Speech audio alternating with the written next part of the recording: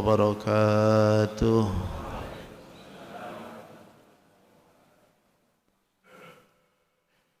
Bismillahirrahmanirrahim. Alhamdulillahirabbil alamin. Wassalatu wassalamu ala asyrafil anbiya'i wal mursalin sayyidina wa maulana Muhammadil amin. Allahumma salli wa sallim wa barik ala hadan nabiyil karim wa ala alihi wa ashabihi wa tabi'ina lahum ajma'in. Amma ba'du. Faqad qala Allah Ta'ala fi kitabihil karim, surat Al-Baqarah ayat 213.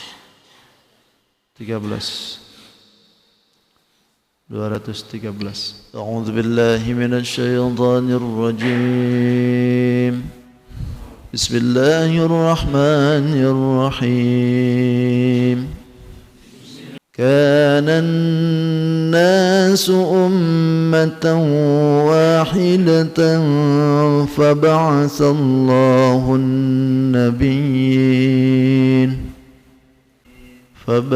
الله النبيين مبشرين ومنذرين وأنزل معهم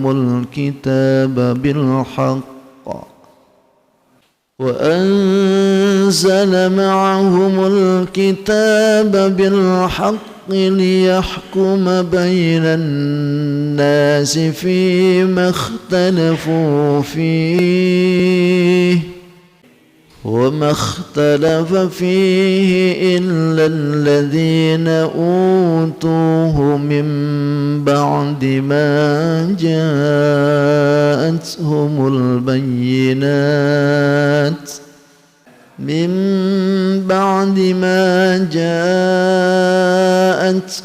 البينات بغيا بينهم فهدى الله الذين آمنوا لما اختلفوا فيه من الحق بإذنه والله يهدي من يشاء إلى صراط مستقيم. أم حسبتم أن تدخلوا الجنة ولما يأتكم مثل الذين خلوا من قبلكم مستهم البأساء والضراء وزلزلوا حتى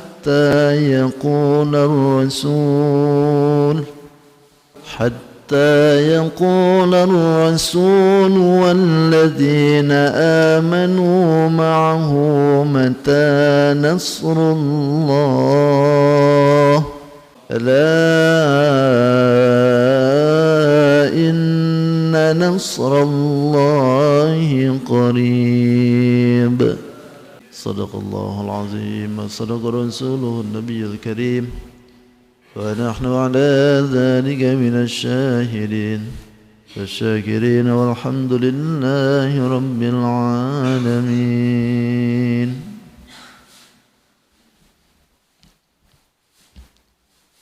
Hadratul mukarramin wal mukarramat, alhamdulillah, segala puji milik Allah Subhanahu wa taala. Kembali Allah berikan kita kesempatan, diberikan luang waktu guna bisa menjalankan ibadah, terutama salat subuh dengan berjamaah. Tidak hentinya kita berharap semoga apa yang sudah kita lakukan hari ini, yang wajib, yang sunnah, infak dan sebagainya, senantiasa diterima dan diridai oleh Allah Subhanahu wa taala. Salawat dan salam tidak hentinya semoga dibarwahkan pula kepada baginda kita Sayyidul Mustafa wal Murtada, Nabi besar Muhammadin sallallahu alaihi wasallam. Tidak lupa pada keluarganya, para sahabat, para tabi'in, para tabi'ut tabi'in, sampai kepada kita tentunya, yang mudahan kita pun khususnya berkumpul di tempat ini nanti di yaumil qiyamah diaku sebagai umatnya. Amin ya rabbal alamin. Tidak terasa hari ini kita memasuki di bulan Rabiul Awal, ya. Hari kelima ini, alhamdulillah. Ini adalah bulan yang dimana kita tahu bahwa bulan ini adalah bulan yang dipilih oleh Allah Subhanahu wa taala. Zahirnya baginda kita Nabi besar Muhammad sallallahu alaihi wasallam dilahirkan di bulan ini 12 Rabiul Awal tahun Gajah, hari Senin. Allah berikan kemuliaan di bulan ini, yaitu lahirnya baginda kita. Semoga kita pun mendapatkan keberkahannya. Mudah-mudahan dengan adanya kita pengajian seperti ini, mengadakan kajian-kajian yang terus menyebut-nyebut akan kebesaran nama beliau, mudah-mudahan nanti pun kita digolongkan oleh Allah Subhanahu wa taala dengan pengikut baginda Nabi Muhammad sallallahu alaihi wasallam. Amin ya rabbal alamin. Bapak Ibu yang dirahmati Allah, Suratul Baqarah di 213. Kemarin sudah dikatakan bahwa wallahu yarzuqu may yasha'u bighairi hisab.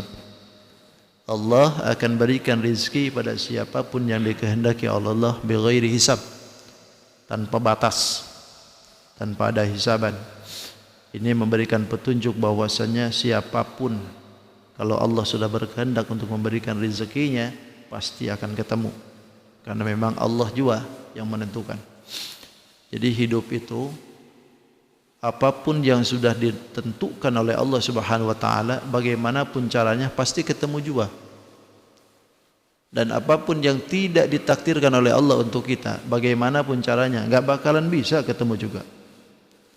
Jadi hidup itu menemukan sesuatu yang sudah ditentukan aja sebetulnya.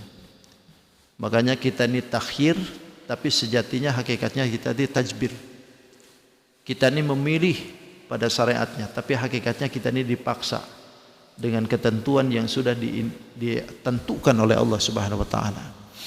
Mudah-mudahan ketentuan kita menjadi baik semuanya. Amin.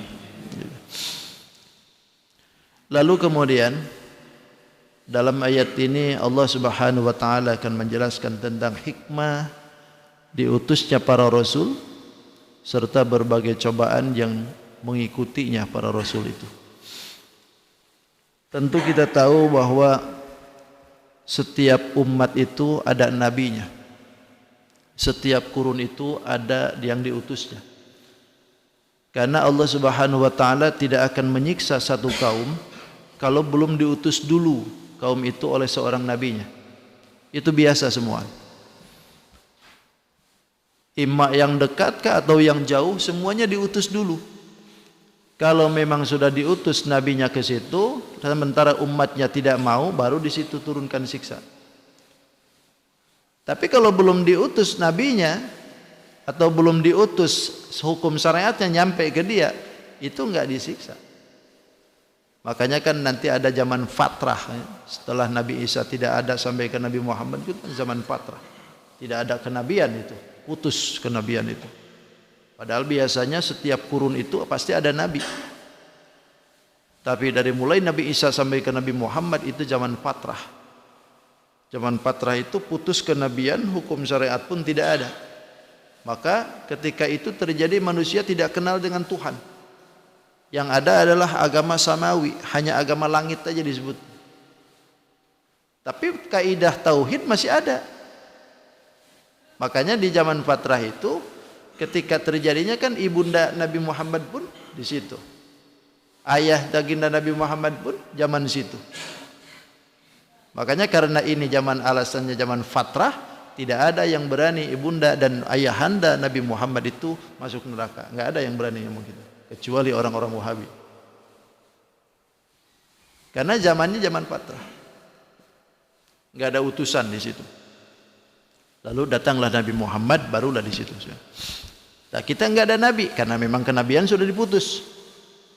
Berarti hukum syariatnya dari siapa? Pewaris-pewarisnya nabi. Siapa? Para ulama. Maka para ulama itu disebutkan oleh nabi. Al ulama fi ummati kal anbiya fi bani Israil. Ulama golongan umatku itu seperti nabi-nabi di Bani Israel. Walakin la nabiyya ba'di, tetapi tidak ada lagi nabi setelah aku.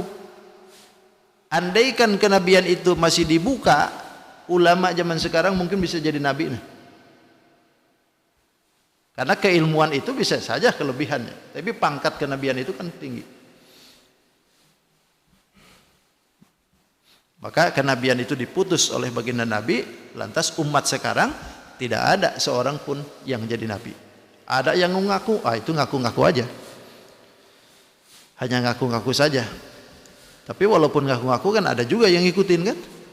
Dikulis sakit lakit. Setiap yang jatuh pasti ada yang mungut. Itu.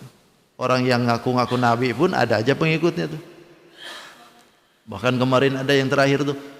Ada yang ngaku agama Nabi Ibrahim. Jadi agama Nabi Muhammad itu tidak ada, yang ada Nabi Ibrahim. Jadi ini nabinya siapa? Nabi Ibrahim. Kata Allah, wallahu a'lam bi haqiqatil murad. Wa kana an-nas ummatan wahidah. Kana an-nasu keadaan manusia itu ummatan wahidah, umat yang satu.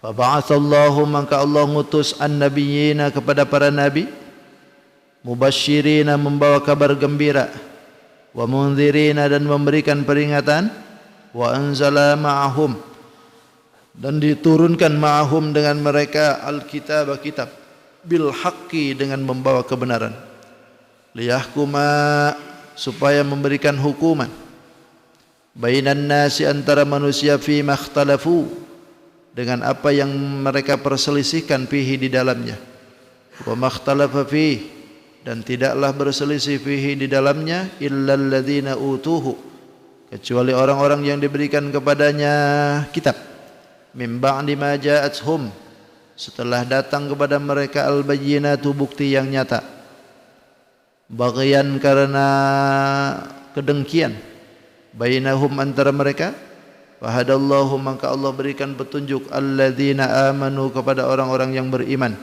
limakhtalafu tentang apa yang mereka ikhtilafkan, perselisihkan fihi di dalamnya, minal haqqi dari kebenaran biiznihi dengan ketentuannya atau dengan keinginannya, kehendak Allah. Wallahu dan Allah yahdi menunjukkan man kepada siapa yasha'u yang dikehendakinya, ila siratim mustaqim ke jalan yang lurus.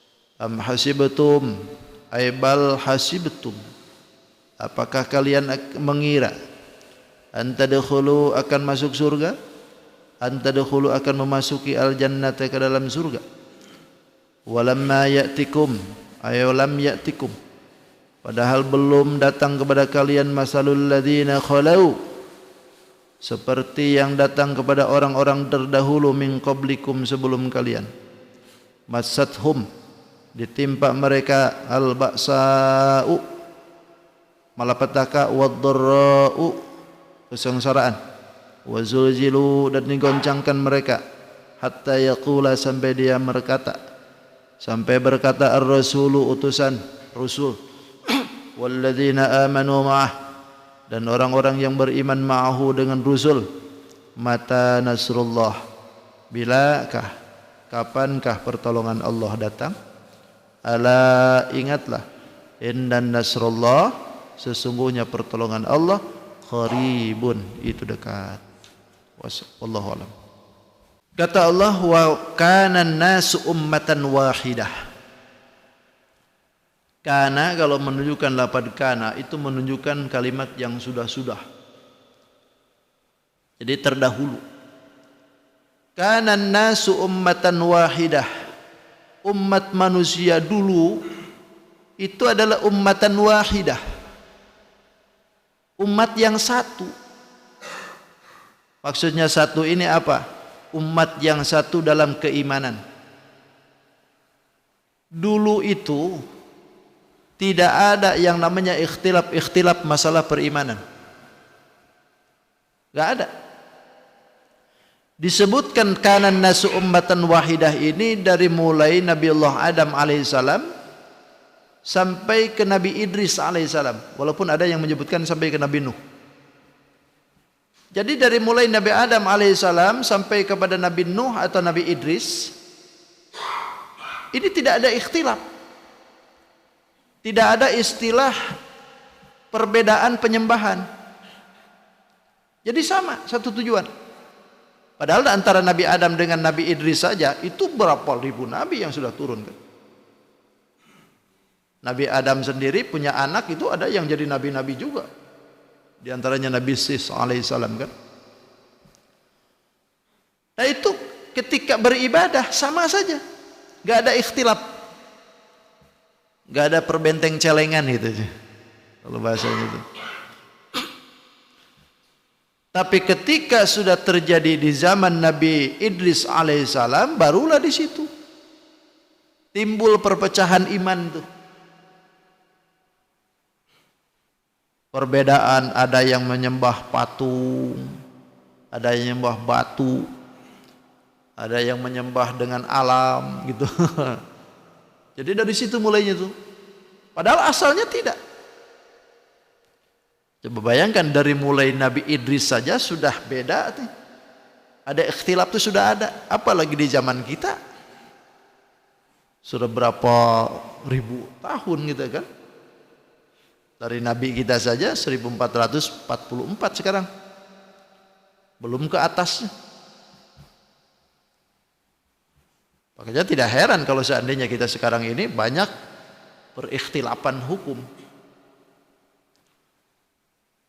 Nah karena ini bagian dari iman yang ketika itu menjadi pecah, ikhtilaf menjadi timbul, sebagian ada yang iman, sebagian ada yang kufur, maka faba'asallahu nabiyyin, maka Allah utus para nabi ilaihim, terhadap mereka, untuk apa? Mubasyirina wa mundhirina. Tugasnya dua, basyir, nadhir.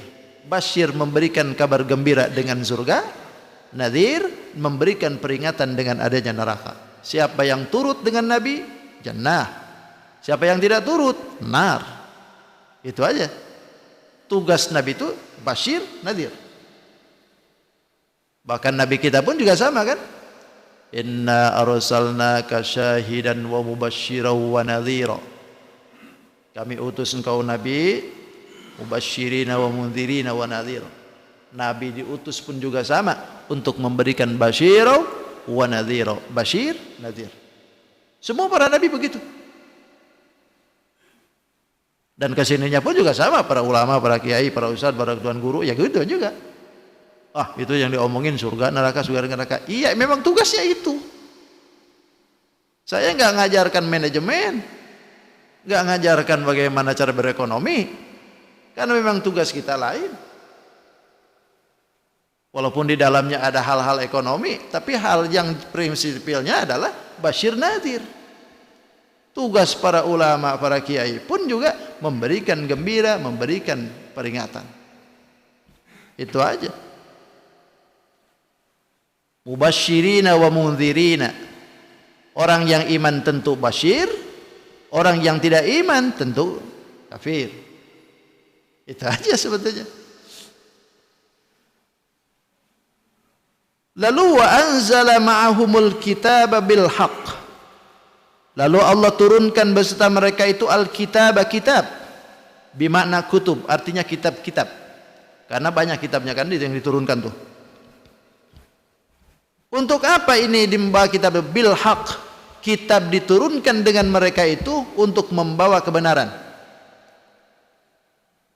Untuk apa tujuannya? Liyahkuma bainan nas, untuk memberikan hukuman antara manusia fi makhtalafu fih, dengan apa yang terjadi diikhtilafkan di dalamnya itu.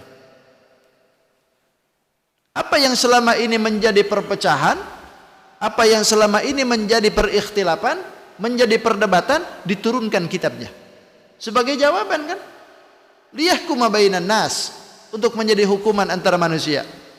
Siapa yang menghukumi ini? Yang tentu yang menghukumi pertama ada yang menyebutkan liyahkuma ini adalah Allah sendiri. Domirnya berarti liyahkuma, agar Allah menghukumi gitu. Secara hakikatnya memang Allah juga yang menghukumi. Yang kedua, bisa dimungkinkan yang dituju dengan liyahkuma ini adalah para nabi. Para nabi untuk menghukumi seluruh umatnya. Datang para nabi, diturunkan kitabnya ke situ, lalu nabi itulah yang memutuskan. Diputuskanlah segala sesuatu hukumnya oleh nabi itu. Makanya tidak heran kan ketika Nabi Musa alaihissalam diberikan kitab oleh Allah Subhanahu wa taala, naik ke Bukit Turzina, habis itu ternyata umatnya kan banyak yang menyimpang kan. Begitu balik banyak yang menyimpang, padahal Nabi Musa bawa kitab. Begitu sudah selesai disuruh tobat, lalu orang yang disuruh tobatnya itu caranya Nabi Musa sendiri yang menentukan. Lewat lisan Nabi Musa. Apa? Bunuh diri kan? Kata Nabi Musa, bunuh diri kalian. Waqtuluhu, bunuh diri kalian semua. Oh, kaget semua kan? Nabinya nyuruh bunuh. Makanya ada yang tidak percaya, ada yang percaya tuh akhirnya kan. Jadi liyahkuma bainan nasi fi makhtalafu fihi. Para nabinya memutuskan hukum dengan apa yang mereka perselisihkan di dalamnya itu. Maksudnya fihi yang dimaksudkan itu adalah agama. Diperselisihkan agama itu.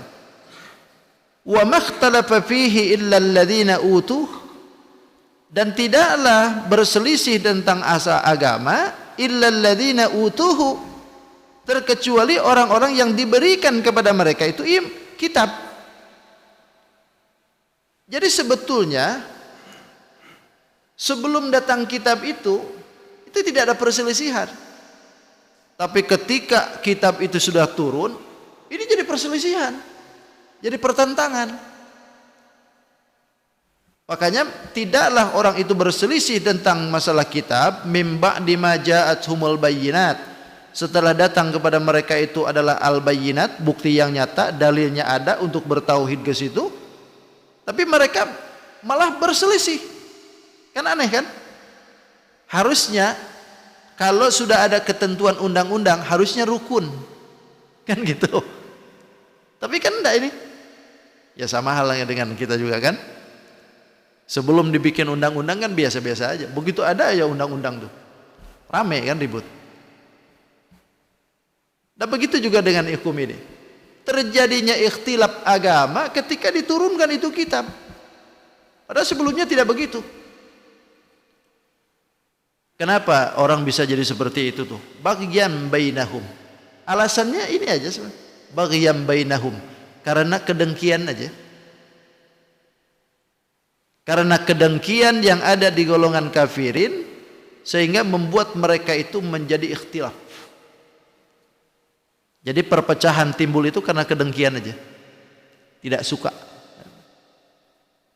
Makanya kan ini dengki itu kan hasud kan. Makanya kalau orang itu sifatnya sudah ada dalam dirinya hasud, maka apapun yang diperbuat oleh orang lain itu baik, nggak bakalan bisa terpandang menjadi baik. Selalu aja salah. Begitu juga dengan para nabi-nabi dulu. Menyampaikan hukum risalah, yang disampaikan itu padahal benar, tapi karena mereka sudah hasud dalam hatinya, akhirnya disebutkan salah aja.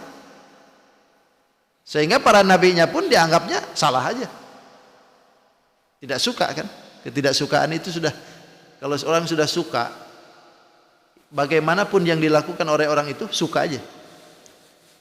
Kalau sudah timbul kecintaan, bagaimanapun orangnya pasti cinta aja dia. Tapi kalau sudah timbul kedengkian, bagaimanapun orang itu menyampaikan, hebatkah, endakkah, tetap aja enggak suka. Makanya ada orang yang tidak suka dengan banyaknya ulama dikerumuni massa. Ada orang ulama, banyak umatnya, banyak pengikutnya, banyak yang sukanya. Tapi ada pula orang yang tidak suka juga. Tapi semakin dia tidak suka dengan ulama itu, semakin banyak pula orang yang suka dengan ulama itu. Jadi akhirnya makin tambah-tambah kedengkian. Siapa yang membukakan sifat kesukaan itu? Tentu Allah Subhanahu wa taala. Karena kalau ulama itu membukakan hatinya masing-masing supaya dia suka dengan dia, nggak bisa juga. Tapi kalau Allah sendiri yang membukakan hatinya, siapa yang bisa melarang? Coba tengok oleh kita. Udah berapa tahun Abah Sukumpul itu meninggal? Haul ke-17 kah? 17 ya? 17 ya? 17 tahun kan? Tapi manusia datang ke situ. Makin tahun, makin tahun, makin banyak. Siapa yang bukakan seperti itu? Kalau Abah Guru Sukumpul sendiri yang menyuruh orang-orang supaya dia cinta, susah, nggak bakal bisa. Tapi kalau Allah lah yang mengetek hatinya seluruh manusia, siapa yang bisa melarang?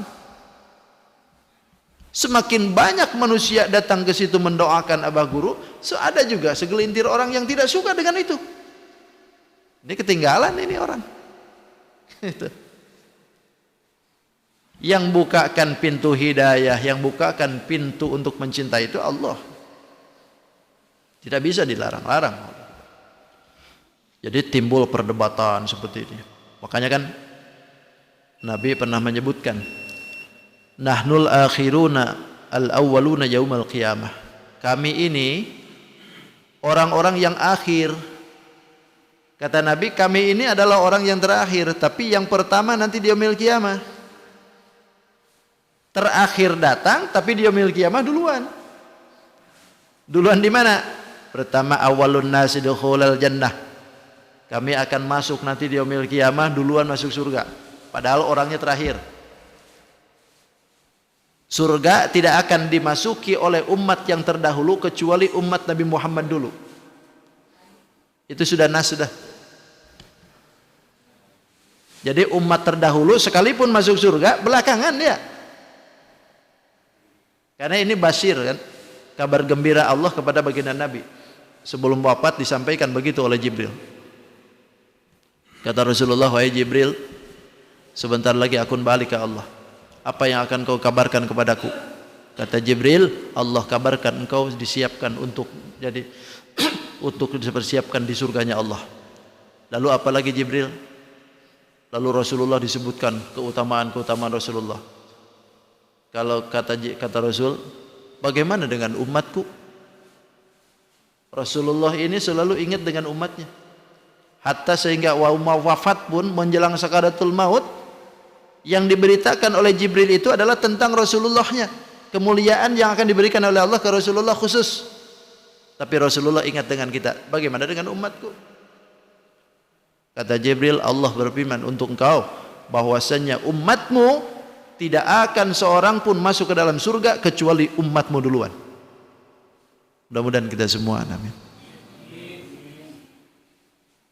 Jadi yang diikhtilafkan seperti itu.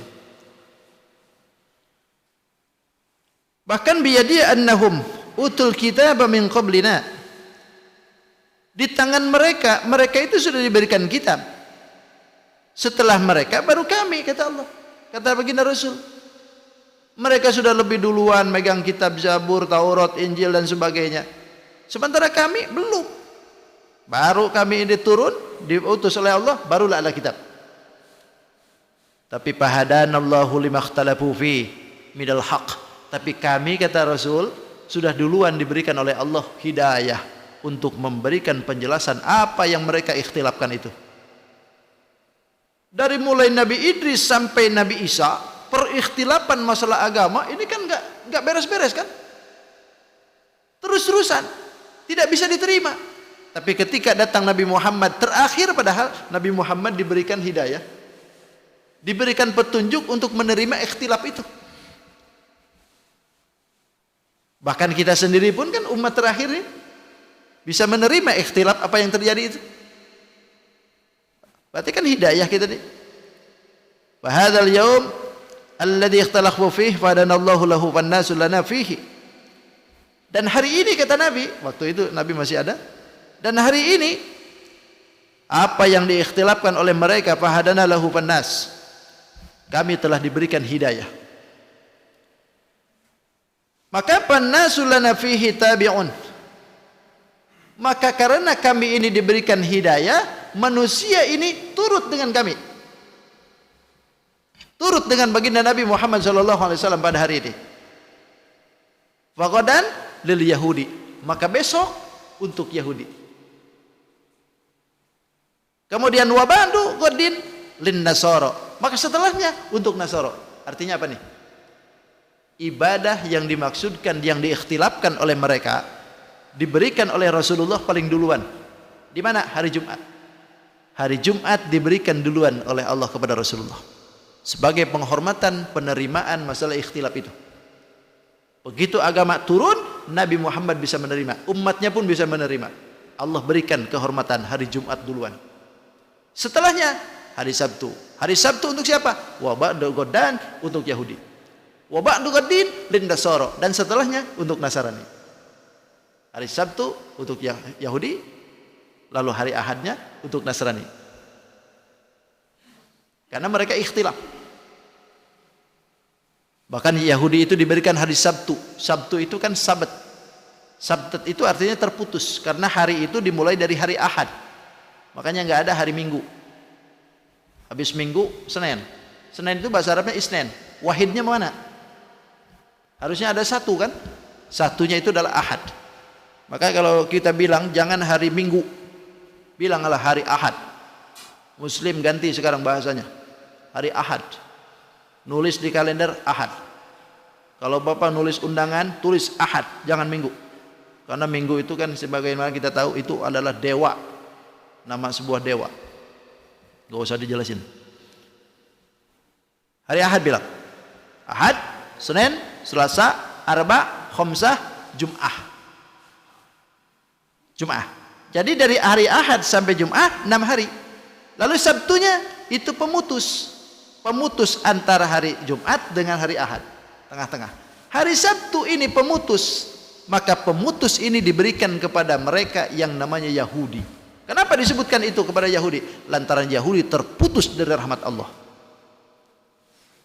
Maka ibadahnya hari Sabtu. Karena dia terputus dari rahmat Allah. Jauhkan. Sementara kita Jum'ah. Jum'ah itu kumpul. Kan? Kumpul. Makanya hari Jumat itu kumpul. Jangan menyendiri. Orang Muslim tidak pernah Jumatan. Piye kabare? Mau jadi apa pian? Kalau orang Muslim gak mau jadi Jumatan. Ini umat terdahulu dikutuk oleh Nabi Musa kan jadi monyet, gak mau ibadah hari Sabtu tuh. Oh, jadi warik kan. Orang umat Islam tidak mau Jumatan nanti dikutuk nanti. Jadi warik nanti. Alhamdulillah min dzalik ya.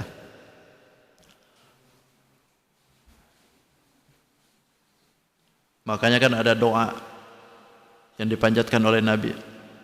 Allahumma arinal haqqa haqqa warzuqna tiba'ah wa arinal batila batila warzuqna tinabah wa waffiqna lijtinabah wa la taj'alhu mulbisan alaina fanadalla waj'al lil muttaqina imama. Itu doa Nabi supaya kita ini tidak terbawa ikhtilaf dalam permasalahan yang terjadi umat-umat dulu.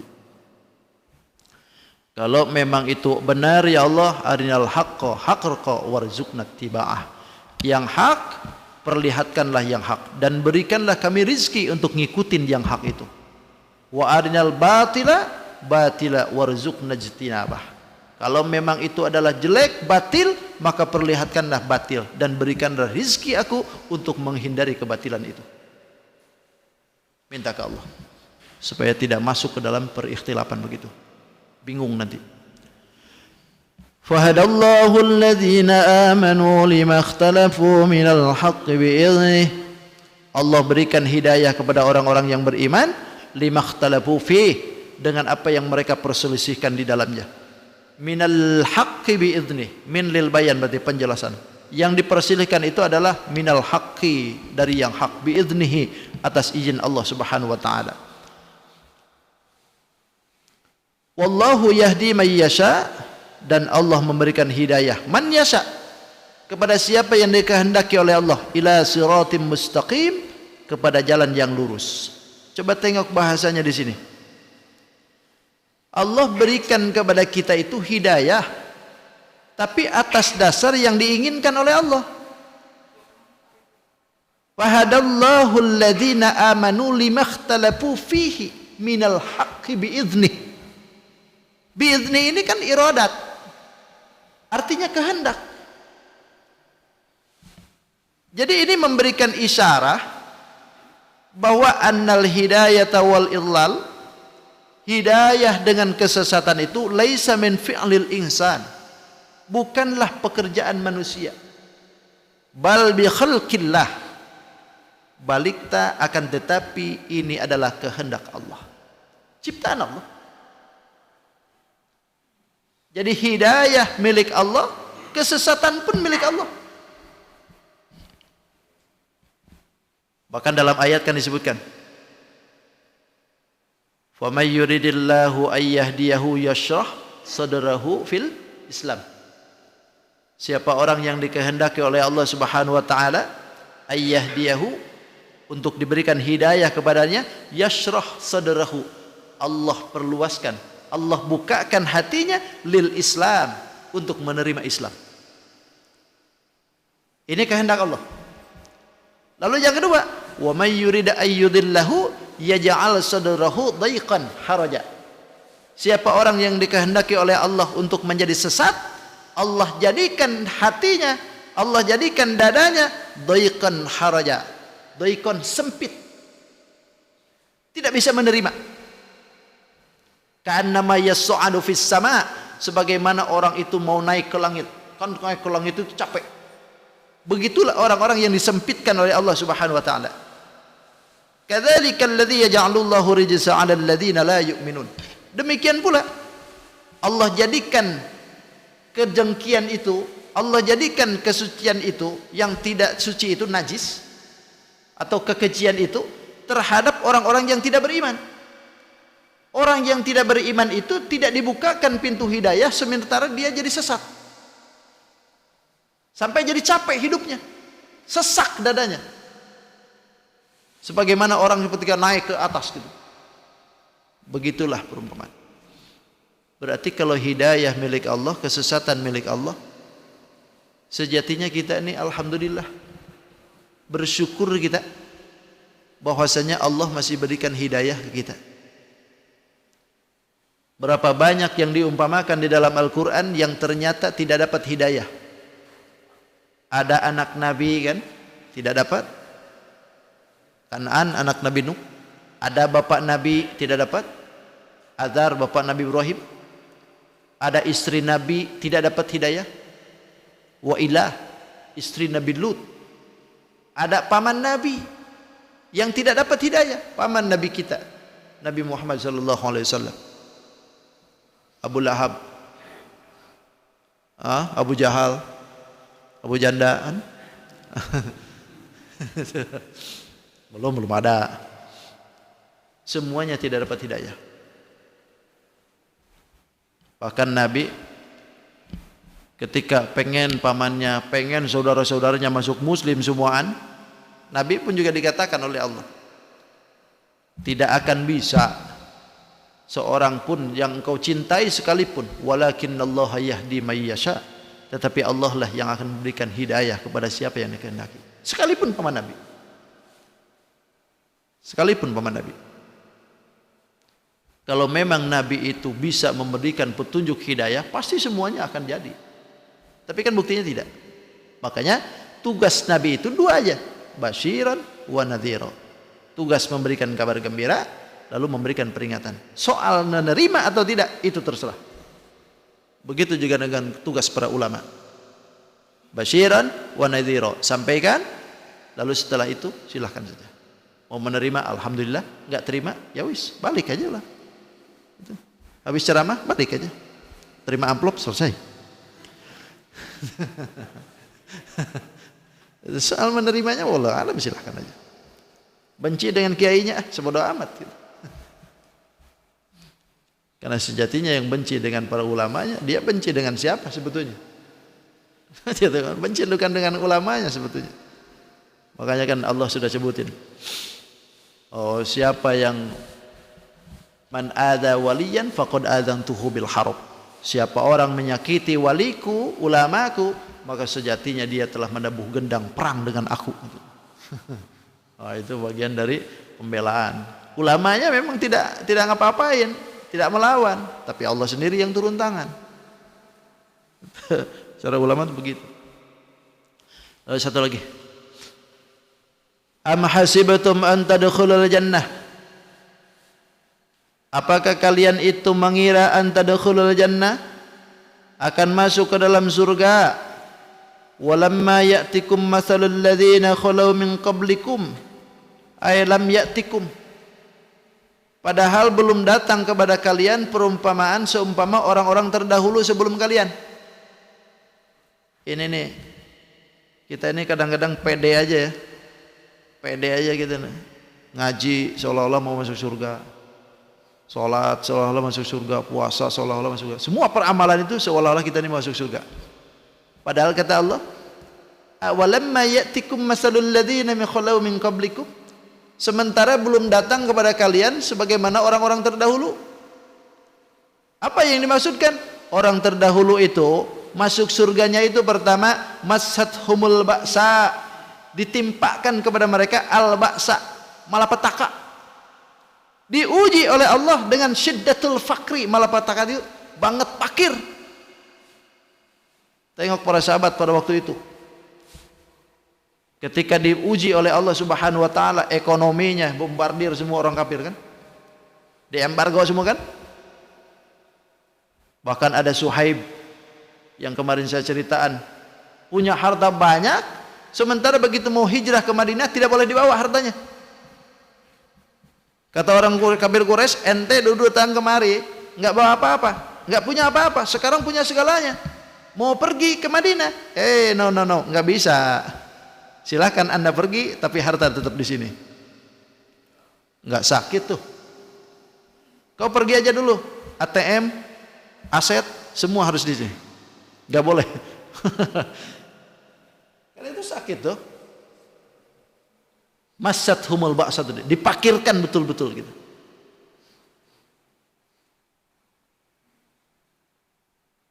Dipakirkan oleh Allah itu mau terima apa enggak gitu. Dalam keadaan seperti itu tuh tetap masih iman atau tidak kan? Orang dulu digituin aja, biarkan aja. Kata Suhaib, monggo silakan. Ambil hartaku, ambil ontaku, ambil ladangku, ambil emasku, biarkan aku pergi. Oke? Pergi sana. Pergi aja dia. Cuma bawa baju aja dengan kolor. Selesai semuanya, nggak dibawa.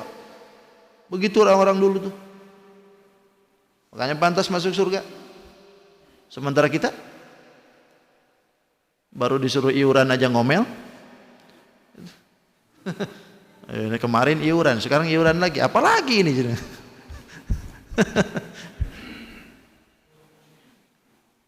Bilangnya mau masuk surga. Diuji dikit aja gitu, ngomel-ngomel.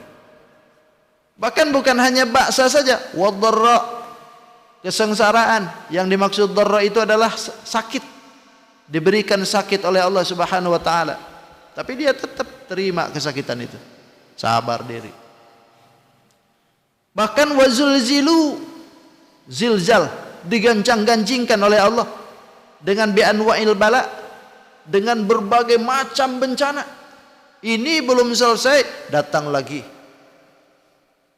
Ini diusir dari rumah pun belum selesai, lalu diusir lagi dari tempatnya, diusir lagi dari kotanya.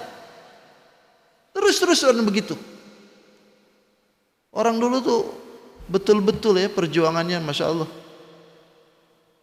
Ya sama orang-orang tua kita juga dulu kan, nggak bisa kumpul-kumpul barang begini kan.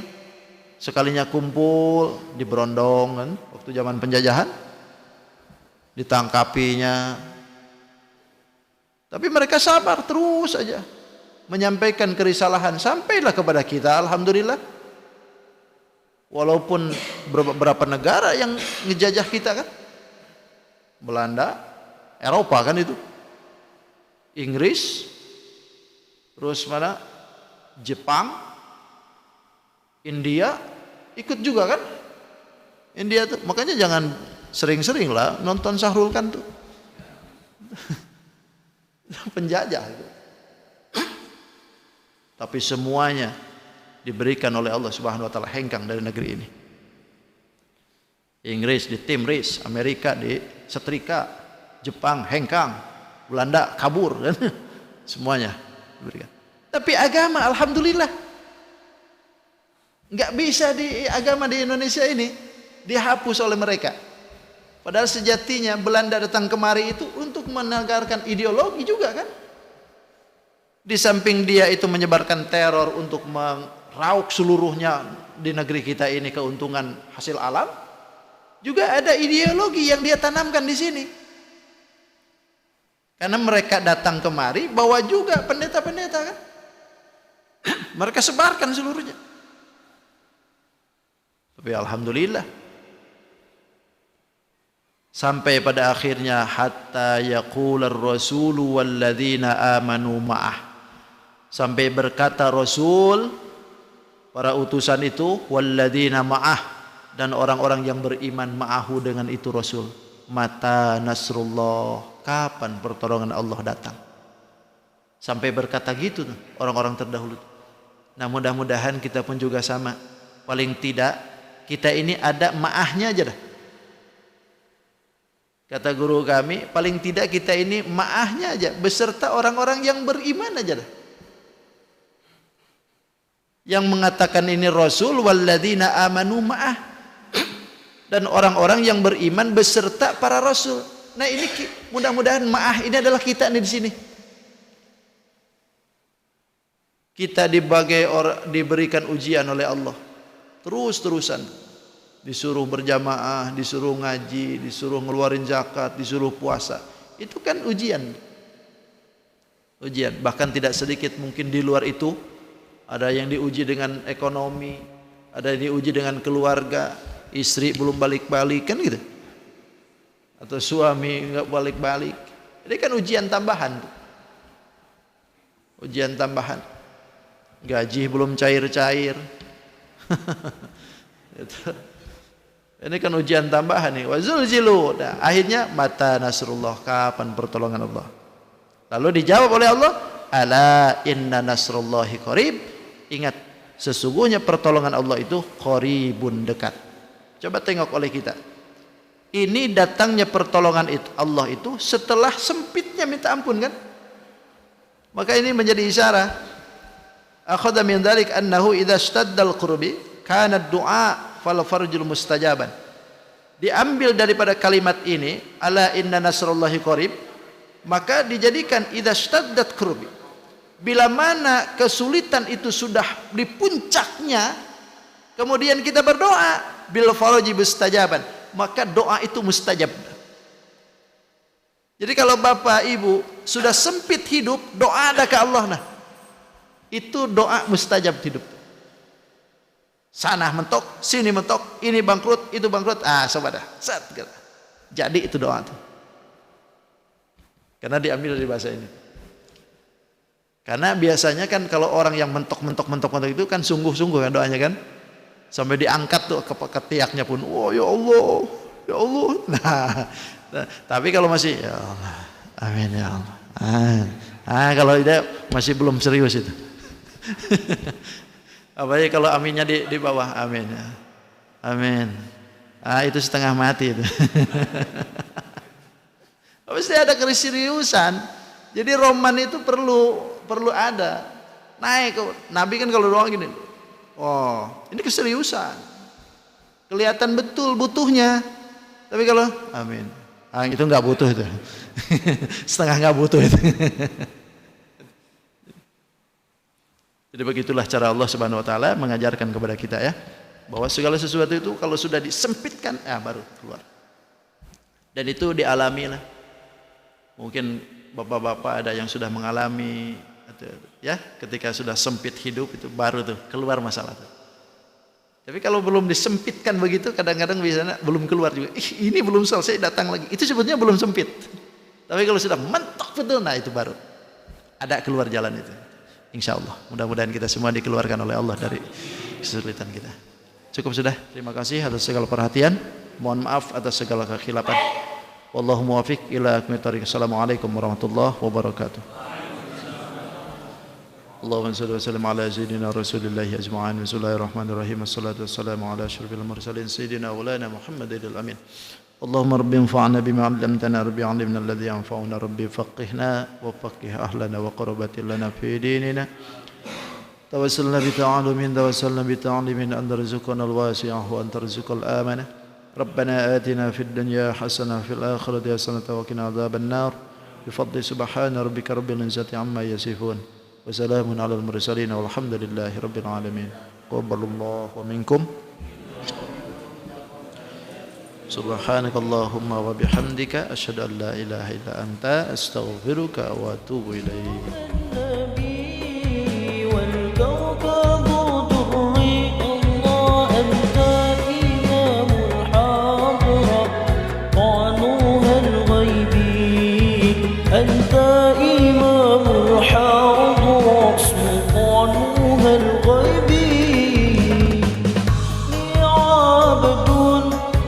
حملي ثقيل فإني عبد حملي ثقيل ولي ذنوب مثل الرمال